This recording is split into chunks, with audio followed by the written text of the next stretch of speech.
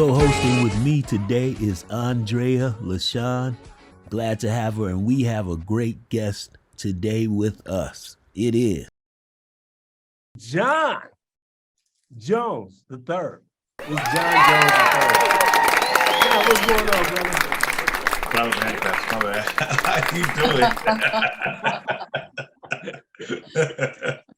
How you doing?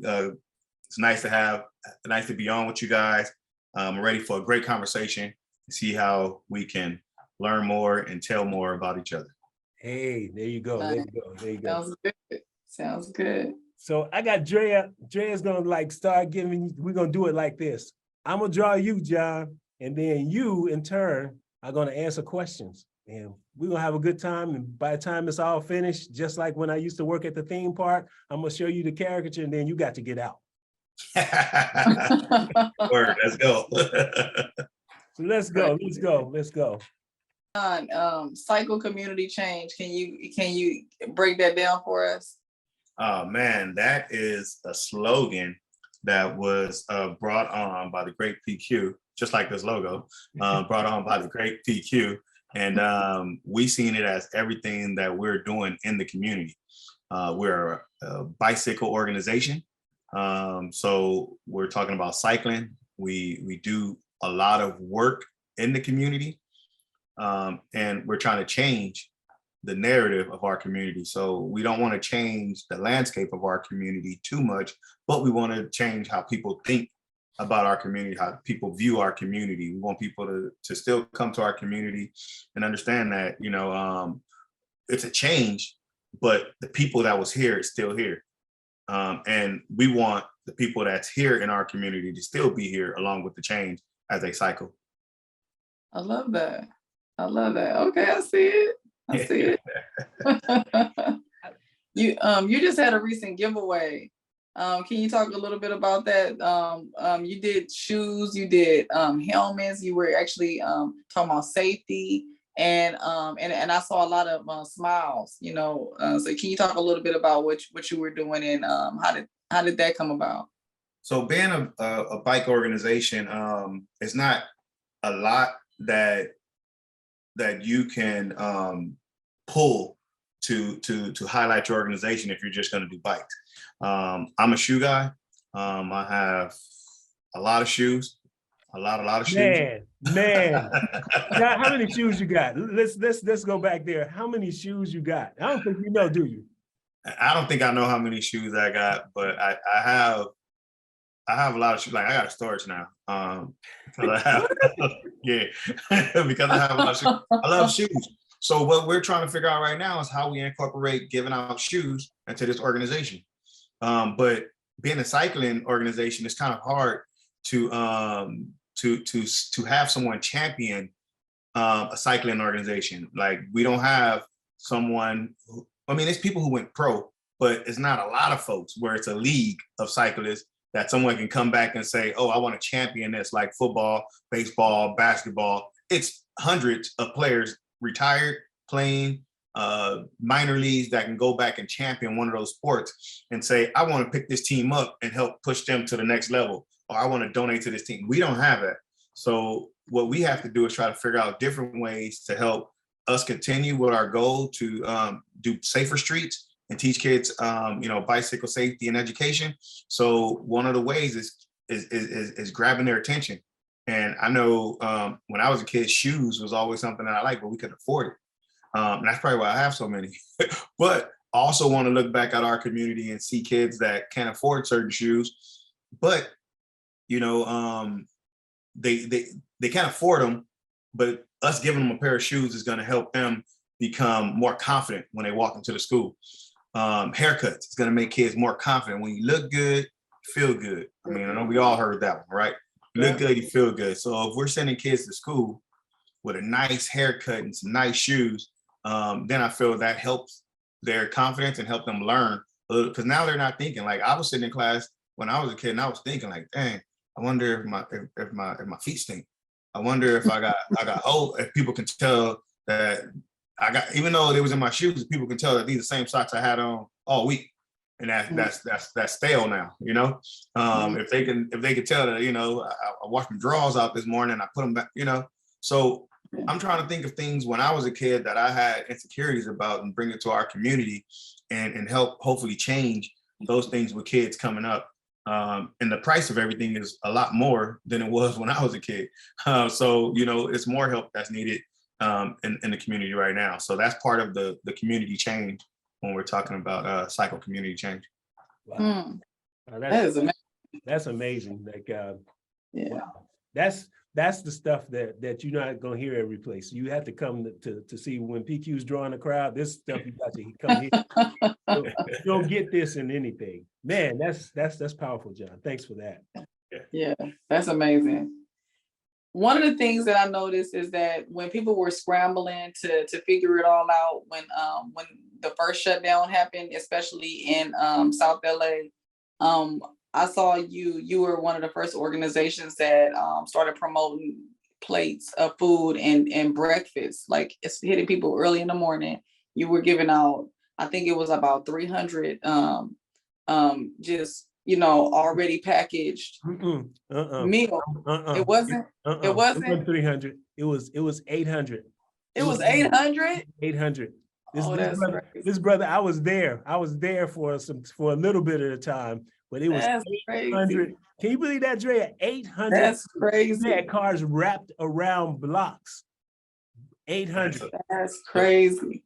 So when we heard rumblings about the pandemic and school shutting down, we had already had on coming up Cesar Chavez Day, and we switch off Cesar Chavez and MLK Day, where either we do a cleanup MLK Day, or we do a breakfast on Cesar Chavez, or we switch it up, right?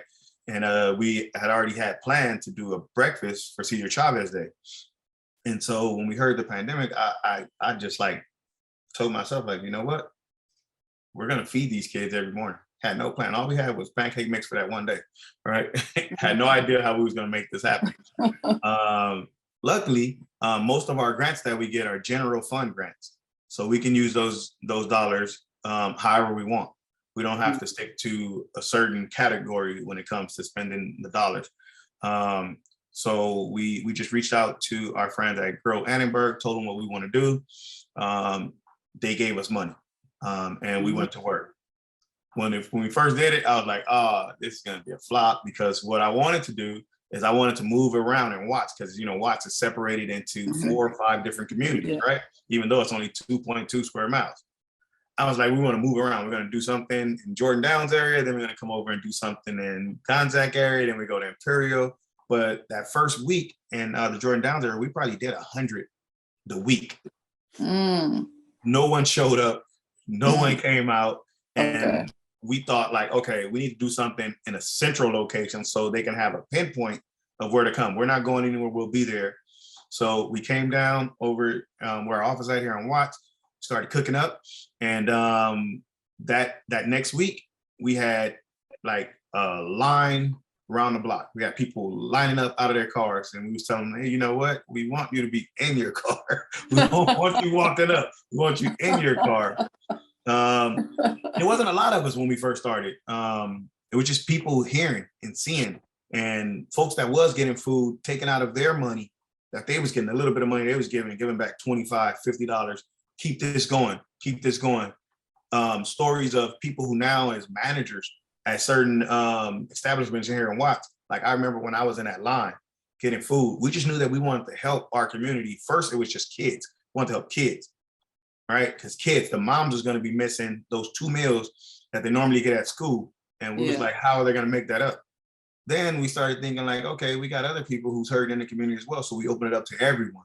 And that's when the line really blew up. And we was 500-600 meals in the morning, shopping every day, about $1,000 every day, getting food so we can bring in and cook it every morning, making sure we had grills. We went from 2 grills to 8 grills.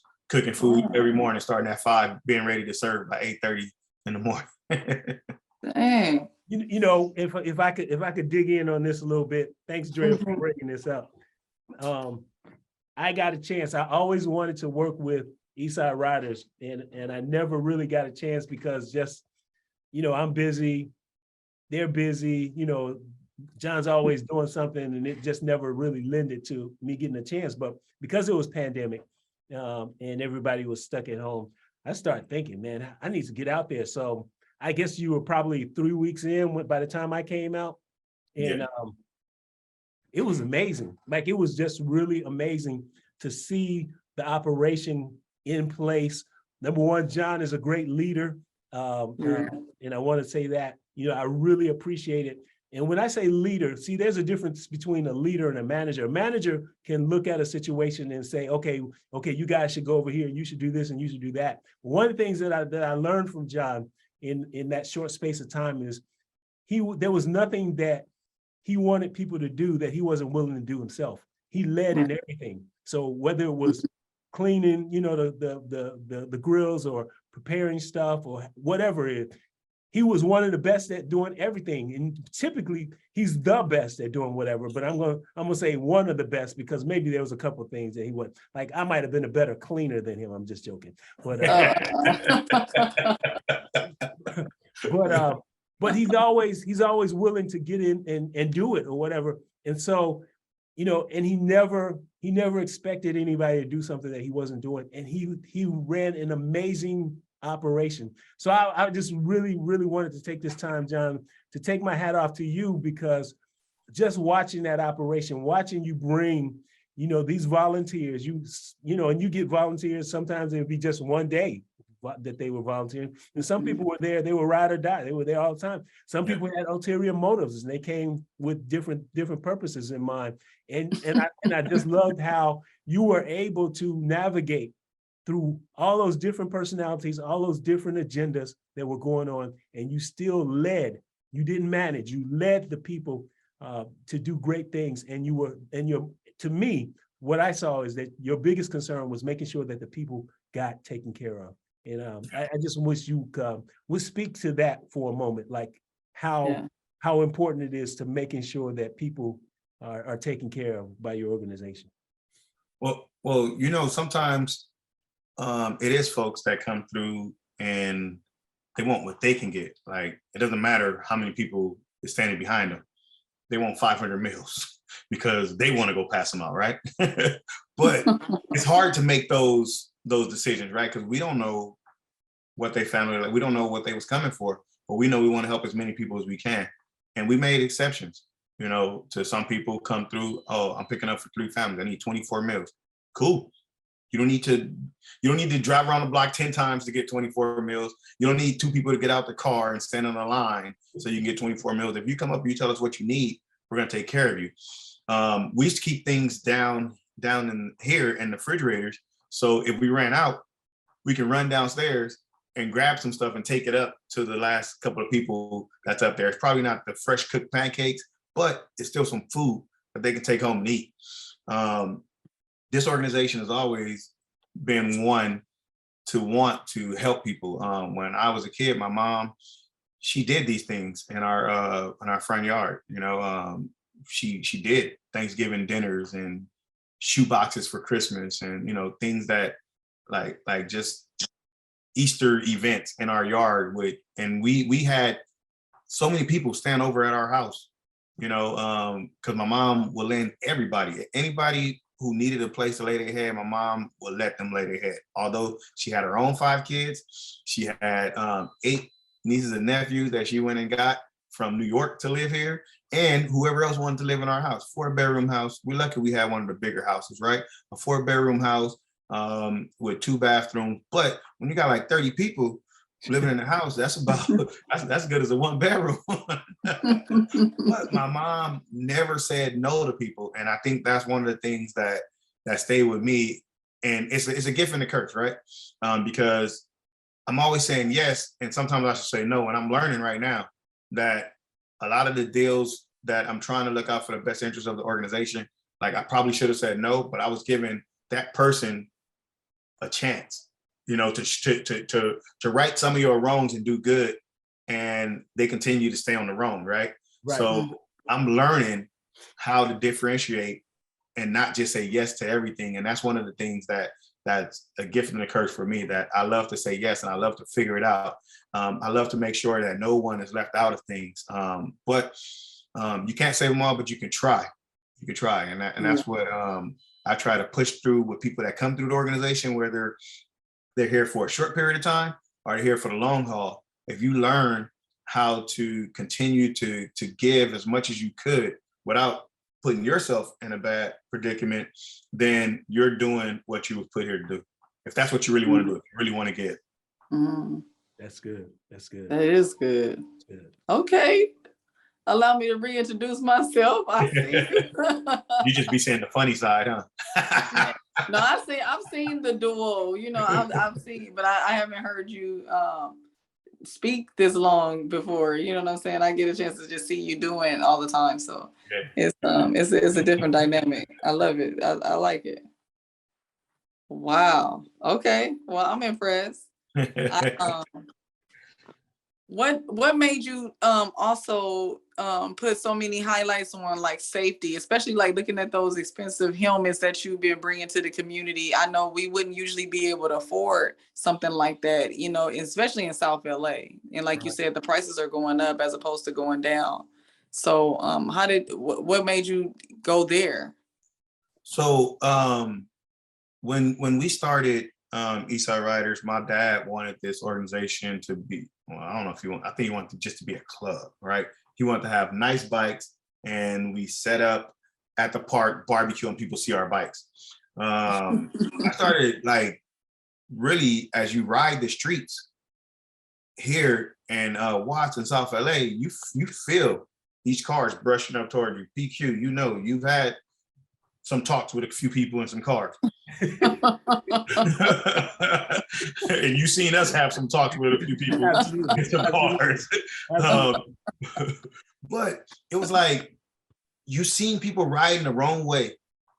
This is back 2008, 2007, 2008, right? People riding the wrong way. People riding on the sidewalk recklessly. Kids riding their bikes with no helmets, no bike lanes. So it was one thing about lines. You as a driver, us as a driver, we know. We're driving down the street, there's no lines, we're trying to figure it out, right? They put some cones up, all right, we got something that we can look at. You put that line up, now that kind of tells that driver, you know, for a bike lane, that tells that driver that that's their area, that's their safe zone, right? Because we're programmed, we know since we was kids. Right. Like PeQue, he's drawing in the lines right now, right? So we're programmed from kids to draw in the line. So now we know to stay in those lines. So when they put up a line for a bike lane, that tells people, okay, that's the bike lane, that's their line, right? Right. It was important that we get that across, and we didn't know that we was advocating for safer streets, right? I remember the first time one of my friends came to me and said, "You a bike advocate?" I said, "Hell is an advocate?" I didn't know these was like a council member, an elected official. I never heard about those things when I was kids. All I heard about was the police, right? So when I hear about all this stuff when I get older, I'm like, oh, it's people who actually, first I thought, you know, we say things, we do things, and then we abide by it. Now I know it's people who put these things in place. And so we started advocating for safer streets. I knew that we wanted our community to have some of the better things for a fair price. So nice helmets that they can wear, not the ones that look like an egg. You know, not saying they don't protect you, because all the helmets protect you, but you want them to actually grab that helmet when they go out. A kid, I forgot my helmet, you know, and grab the helmet and put it on. We want them to have nicer bikes. When we first started, we was scrapping bikes. We was grabbing bikes out of the scrap, sanding them down and painting them with the kids. So then the kids can see, you know, this is my hard work. I'm gonna ride this bike. Now we help them earn a bike.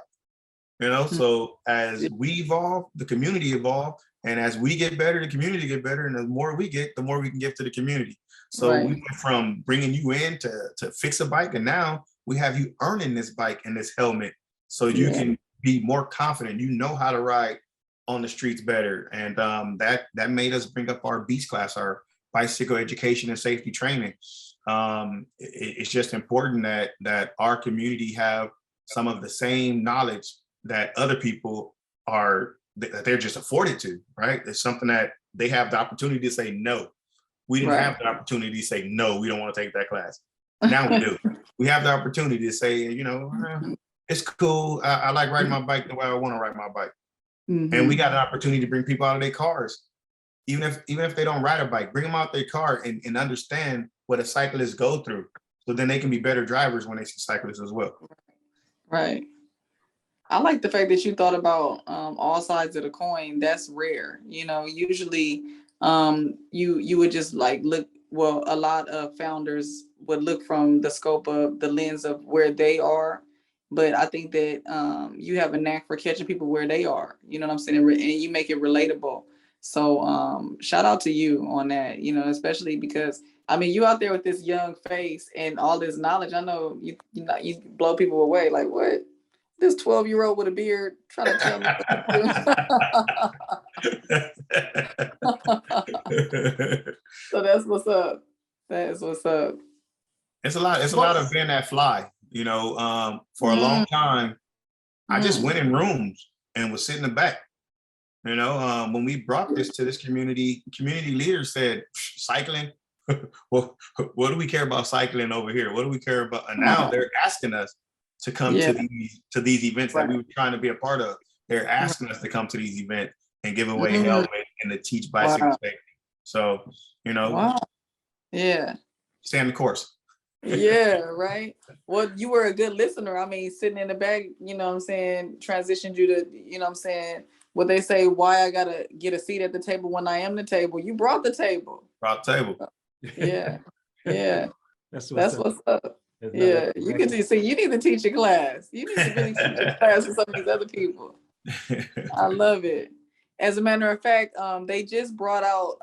They did a meme. And they was like, Sway knew it. What he was saying when he was talking to Kanye, and Kanye raving about, they don't want to sponsor me, and he's like, why you don't sponsor yourself? Why you don't? What do you mean, Sway? What do you mean, Sway? We need. What you mean, Sway? Exactly. Yeah.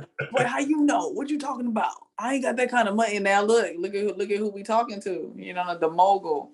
So so I think that's the dynamic that you transition from. You know what I'm saying? Just being in the room as opposed to the room coming to you. Yeah. Let me ask you, what would today's John say to a 7 or 10-year-old John? Oh man.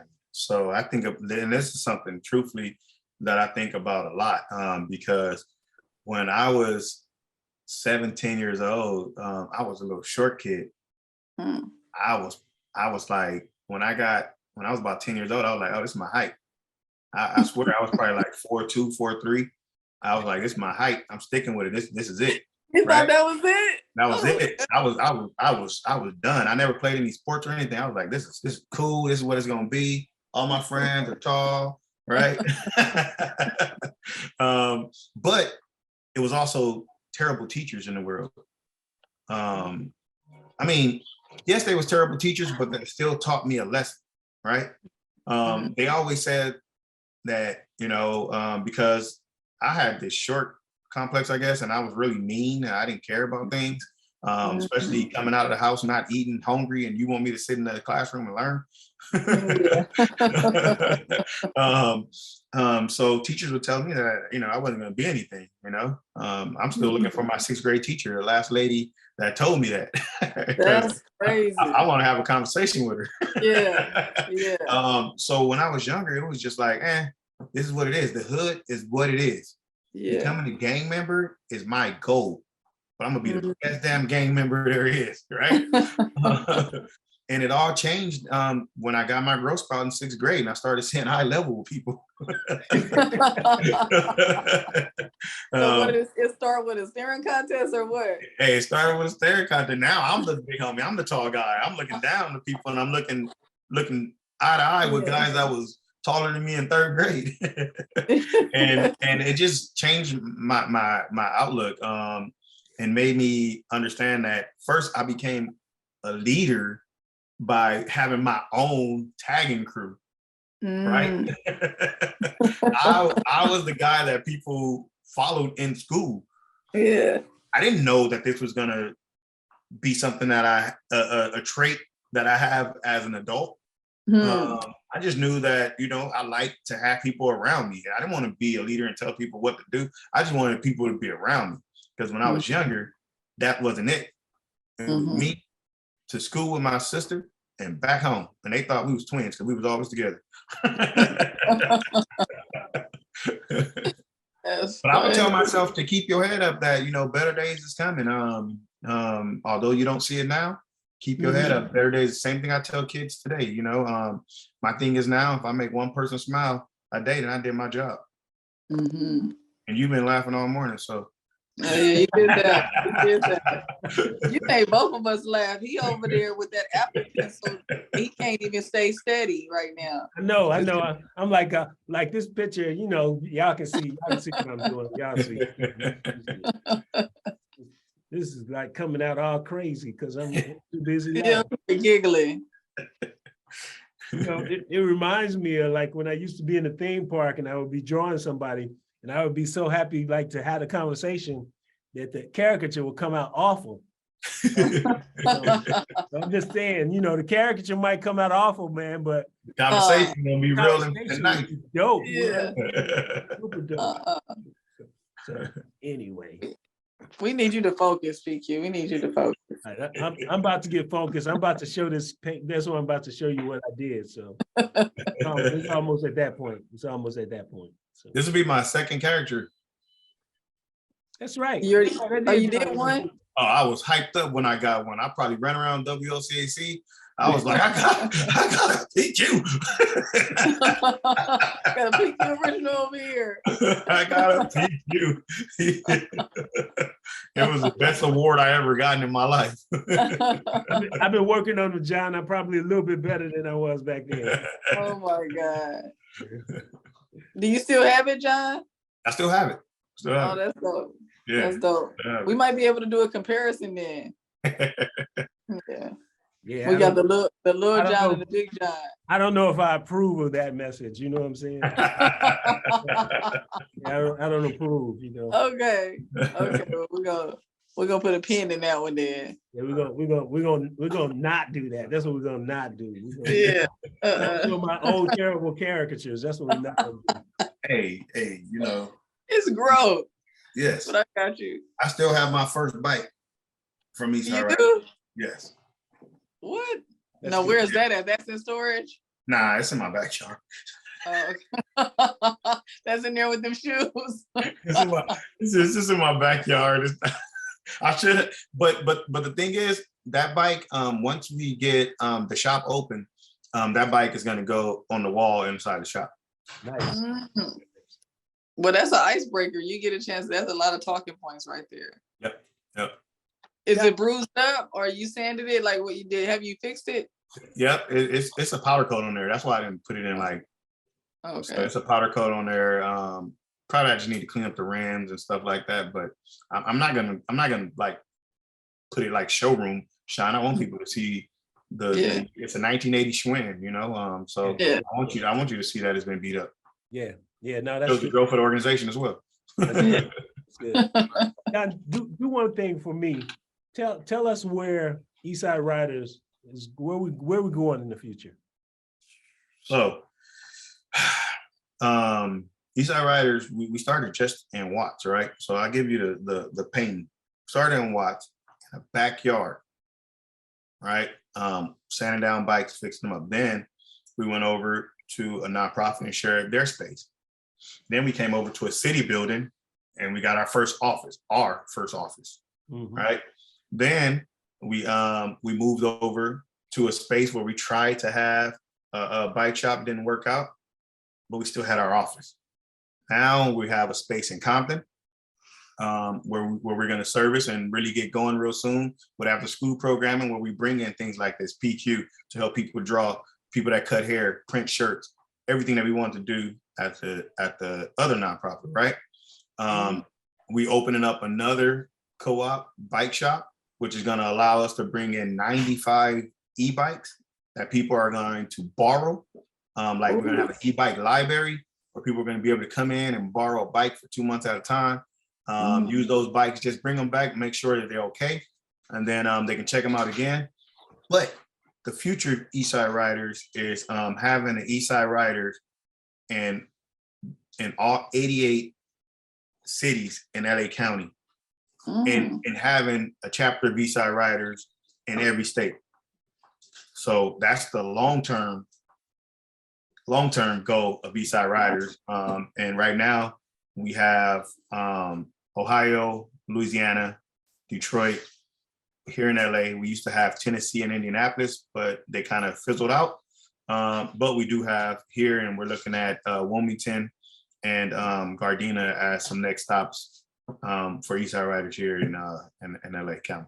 Yeah. Well, we need you here in Georgia. You know. Yeah. Got to have you here in the ATL. I do want you to tell one story, John, which is always amazing for me when you tell how you all started. And man, you know, when your mom had to help you because y'all was taking Oh. tell that story. You know where I'm going. The first time. So when we started the bike club, one of the first things that we did was go out and feed the hungry.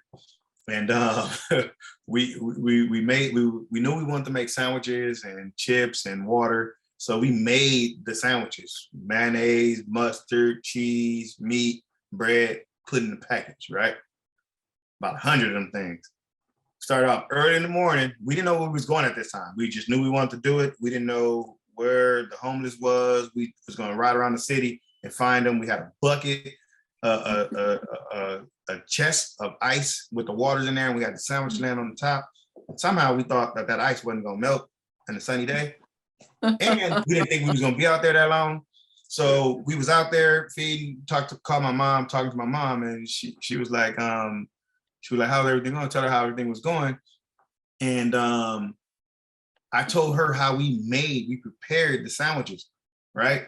With the mayonnaise and stuff on there. And she was like, you ain't supposed to do that. Like, because when we looked at the sandwiches, the mayonnaise had already started, like, you know, when mayonnaise is out, I started turning colors or whatever. So I started doing that by the time we was almost done. And she said, you're supposed to have packages, put packages in there so they can make their own sandwich. You got everything there. But it was just crazy that we didn't think of that. We just knew that we wanted to go and feed people. We didn't think about everything that comes along with it. But so my mom, you know, I wish when we started this that she still had her site and was able to help us, because we would have known what to do from the beginning. We probably would have been a nonprofit organization a lot sooner if my mom was able to see and do the things that she did when we was kids. Because I used to drive around town picking up donations from her from all over and dropping off backpacks for her as far as Oxnard when she gave away backpacks to kids. And you know, that's what inspired and keep me to keep going. But that was one of the funniest things that I've ever, like, don't make the sandwiches, like you put everything in there and you let them make their sandwich. Yeah, no, that's crazy. All right, John, I'm finished drawing you, and I got to show you this. So here we go. I think I can show it to you. Share screen. Yeah, here we go. Here we go. Oh, that's nice. So there we go. This is dope. and guess what? You captured my my gap too. Appreciate that, because that's my signature. I can't. Yeah, right there. Last thing, tell everybody how they can reach you, John. Where's the best place to connect with Eastside Riders Bike Club? If I want to give donations, if I want to be a part, how do I do that? If you want to be a part, come see me right here, 1513 East 103rd. Now, to get more information about us, visit our website at esrbc.org. If you want to donate, esrbc.org/donate, and you can go to our shop, and that's another way to support us, purchasing one of our shirts, our shirts, hat, sweaters, whatever we have. It'll help give back to the organization. So go to esrbc.org. And you can find all of that great information. You can see great stories. You'll see a lot of things that's going on with Eastside Riders Bike Club. Yeah. And John, it's been a pleasure. So Yeah. I have my co-host here, my guest co-host. You know, I was about to give you a hard time, but I'm not. Don't mess with me today. I'm ready for you though. Nah, that's all right. That's all right. That's all right. So John Jones III, clap, hand clap for everybody.